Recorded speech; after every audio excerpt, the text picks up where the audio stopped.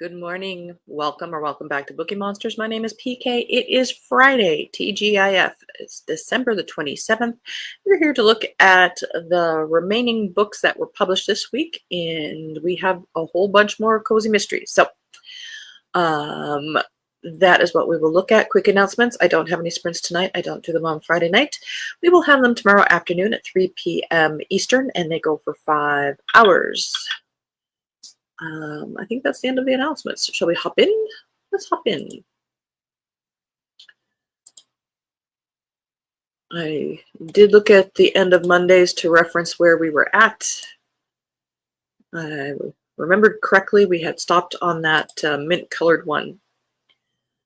So we are on Fatal Frosty by Kathleen Suzette, third in a Christmas Shop Mysteries. Charlotte never imagined her first Christmas after her divorce would bring anything more exciting than untangling strands of lights. At 41, with her life in shambles, a trip to her favorite childhood retreat, Christmas Village, seemed like the perfect way to start over. Festive traditions, new friendships, and maybe even a touch of holiday magic were just what she needed. But what she didn't expect?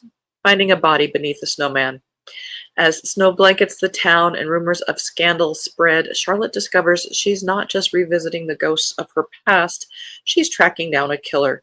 With her newfound friends by her side, she dives into the mystery, unraveling hidden secrets and confronting shocking truths. Can Charlotte solve the case and reclaim her holiday spirit? Or will this Christmas end in heartbreak?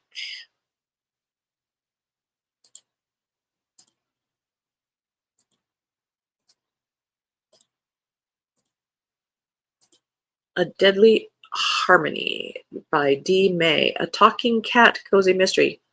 You know, I'm out. But this is for somebody. This is fifth in the Josephina and Peach Cozy Mysteries. Good morning, Mary. Happy Friday, TGIF, as the banner says. Overcast here, very great day, but fairly warm, so deceptive looking. Oh. Got anything going on this weekend? Successful romance novelist Faith Hayes finds her quiet life in the small town of West Chesterfield, Indiana, upended when the demanding conductor of the local choir, Jeremy Black, is found dead, and only 1 week before the Indiana State Community Choir Championship. To make matters worse, Faith's best friend Amy was found standing over the dead body with a bloody brick in her hand. I think you should lead with that. Determined to clear Amy's name, Faith embarks on an investigation aided by her two extraordinary companions, Josephina and Peach, her cats that she can talk to. But this is no ordinary mystery. Josephina, with her sharp feline instincts, believes that Jeremy was scratched to death by a lion, a theory that even Alex, Faith's boyfriend and the lead detective on the case, thinks could be true. As Faith delves deeper, she uncovers a tangled web of small-town secrets and lies. With each clue, the mystery deepens and the danger escalates. Can Faith, guided by her extraordinary feline detectives, unmask the real killer and restore harmony to her beloved community?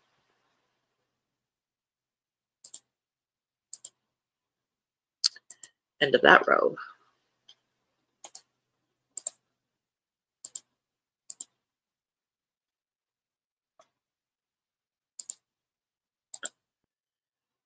No thank you to talking cats, indeed, but no cats will love it. Cat people will love it. True. There is a book for everybody. Nothing planned for this weekend except working to clean up this house. When I make it feels very good. So much to do. I hear ya. I feel ya. I am in the same boat. Probably worse, though. Moonlit Secrets by Sabina O. Second in the Harry Sinclair Cozy Travel Mystery Series. Harry Sinclair, an intrepid travel blogger with a zest for culinary discoveries, finds her peaceful escape turned on its head when a night of revelry at a foam party spirals into the unexpected disappearance of one woman and the haunting discovery of another's body. With the clock ticking ominously, Harry and her companions delve into the heart of Copenhagen, piecing together a puzzle that grows more complex with each passing moment. Can Harry unveil the truth before the island's dark undercurrents claim another soul, or will her pursuit of justice ensnare her in a peril from which there is no escape?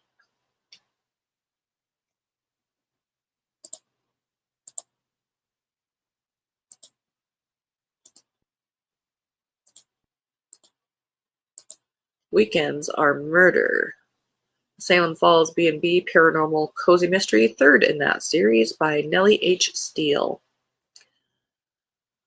A Halloween ball, a missing friend, a serial killer's return. Ellie Byrne is ready to enjoy a Halloween masquerade ball at her bed and breakfast with friends, but when her friend mysteriously disappears, Ellie's evening takes a dark turn. Just as Mia is found, shaken but unharmed, another body is discovered, and it looks like the infamous Clue killer may have resurfaced after 20 years of silence. With a murderer on the loose, Ellie, with the help of her snarky cat Cleo and loyal dog Lola, must dig deeper into the town's secrets. As old clues from the notorious Clue killings emerge and a chilling pattern reappears, Ellie will need all of her amateur sleuthing skills to solve the mystery before the next victim falls.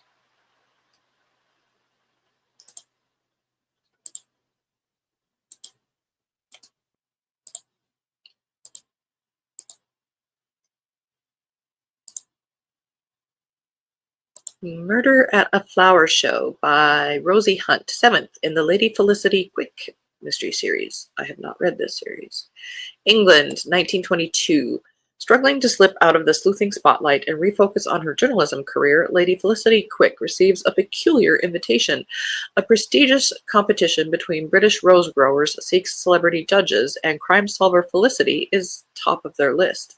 Despite a lack of interest in fame and flowers, and after a spot of meddling by her beloved grandmother, Felicity finds herself surrounded by sweet-smelling blooms in the charming Devonshire village of Pickleford. And as romance blossoms, judging the flower show proves surprisingly enjoyable. Until Britain's most notorious rose breeder is found murdered behind the floral marquee, with Felicity's own grandma as the prime suspect. Can Felicity unearth Pickleford's secrets in time to save her grandmother? Or will our intrepid sleuth end up in her own prickly predicament?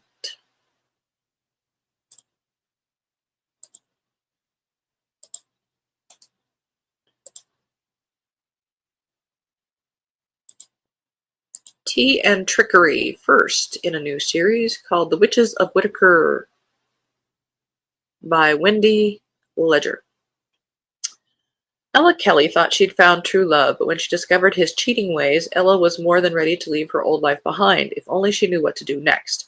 Her wish came true with a surprising inheritance, a charming tea shop in an intriguing California town. But managing a tea shop can brew up all sorts of trouble. There's a murder to solve, a haunted house calling her name, and a cat familiar who's not sure he's up to the task. And maybe her mother could have told her she was a witch? Will Ella and her shy sidekick be able to crack this case and bring peace to her town? What case? Oh, I guess there is a murder in there somewhere.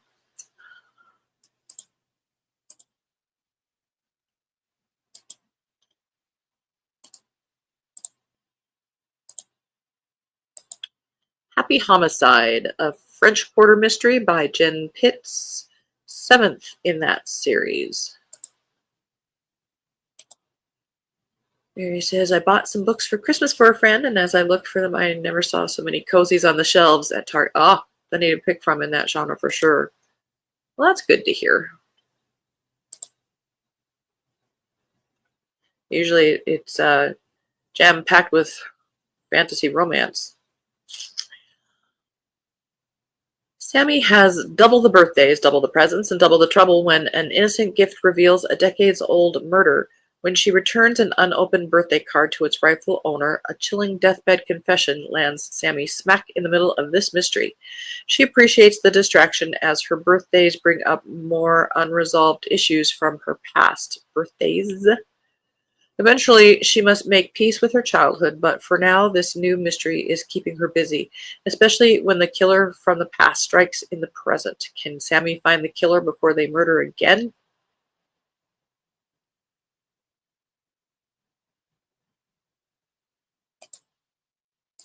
I don't know.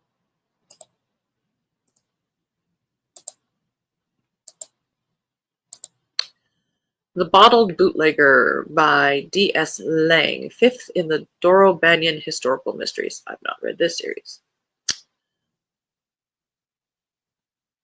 Doral Banyan, college librarian and amateur sleuth, is excited to step out with Everett Mallow, campus security officer and deputy town constable on their first date. The perfect evening ends on a sour note when a local bootlegger is murdered and his wife disappears. That leads to Ev temporarily returning to the Prohibition Bureau, where he goes undercover with bootleggers, much to Doral's dismay, especially when he goes missing. Determined to find him, she convinces her best friend and the town constable to search for Ev in the speakeasy where he was last seen. Relief fills Doral when Ev is on the dance floor. Joy follows when he takes her into his arms. Both emotions are short-lived because, fearing for her safety, he wants her out of harm's way pronto. When they step outside, a rival gang armed with Tommy guns attacks the speakeasy and gunshots riddle the air. Can Doral and Ev both survive long enough to crack the case? That had some new interesting elements to it.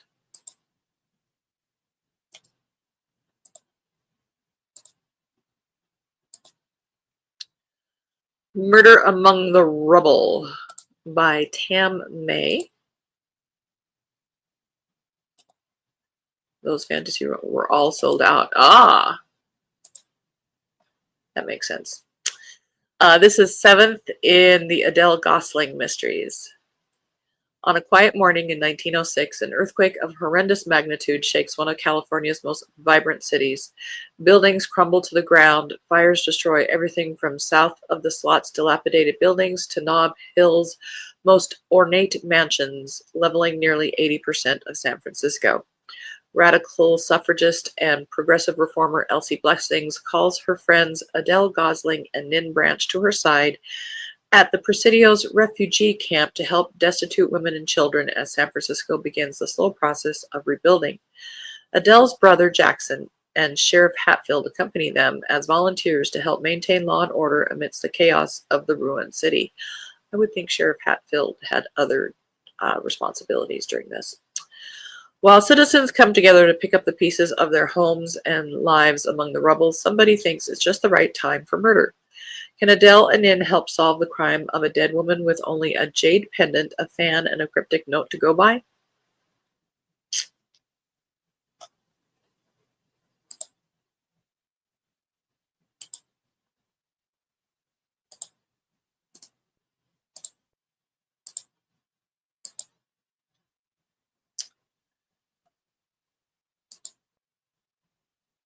And this next one is one that I'm taking it for a test drive for a scavenger hunt pick for blue on the cover. We'll see if I stick with it. It's called Knife Skills for Beginners. It's first in the Chef Paul Delamere Mysteries by Orlando Mirren.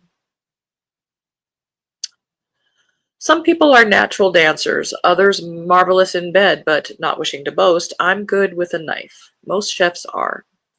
The Chester Square Cookery School in the heart of London offers students a refined setting in which to master the fine art of choux pastry and hone their hollandaise.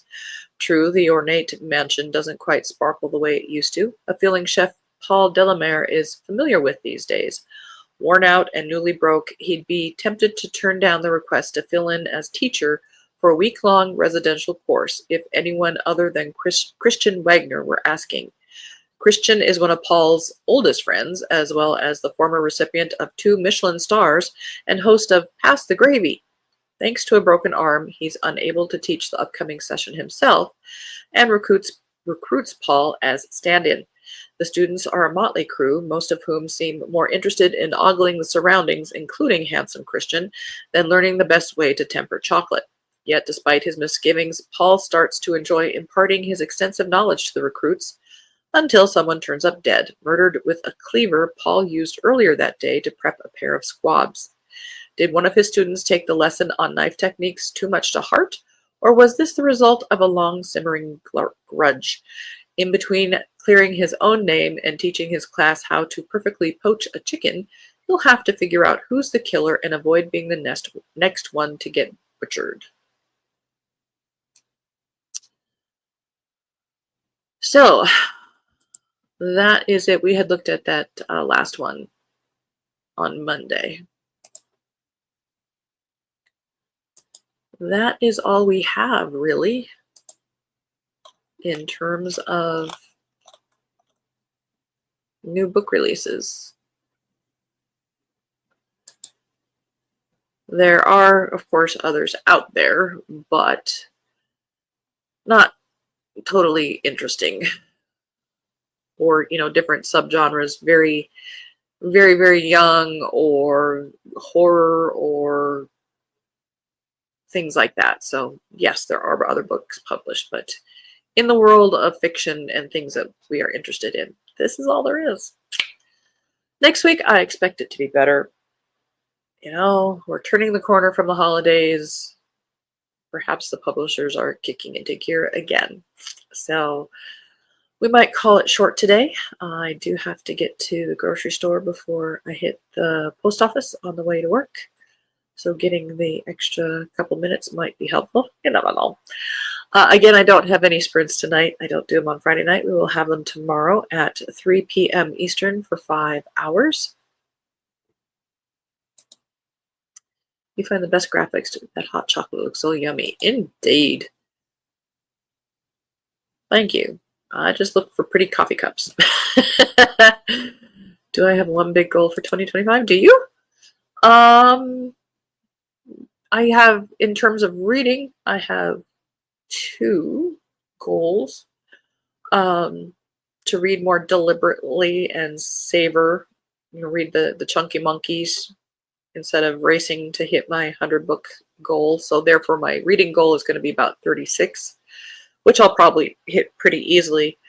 But I just want to be more deliberate in my reading, and also to read what I own at least 90% of the time. Otherwise, I do have some authors that I automatically buy, but I also want to do Kindle Unlimited more and the library more and read what I own, because I own probably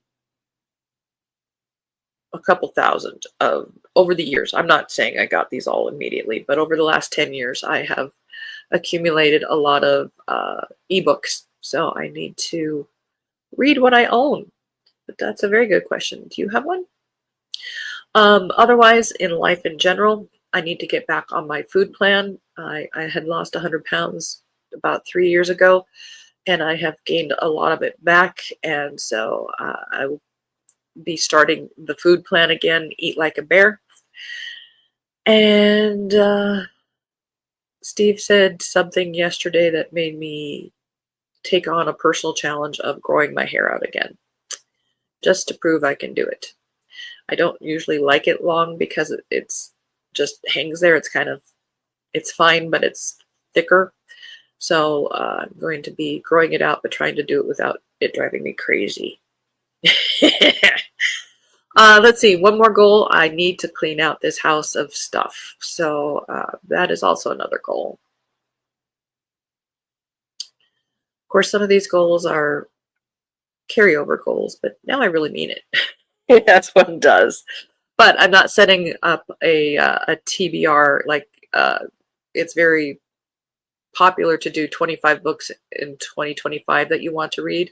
I've learned for me that doesn't work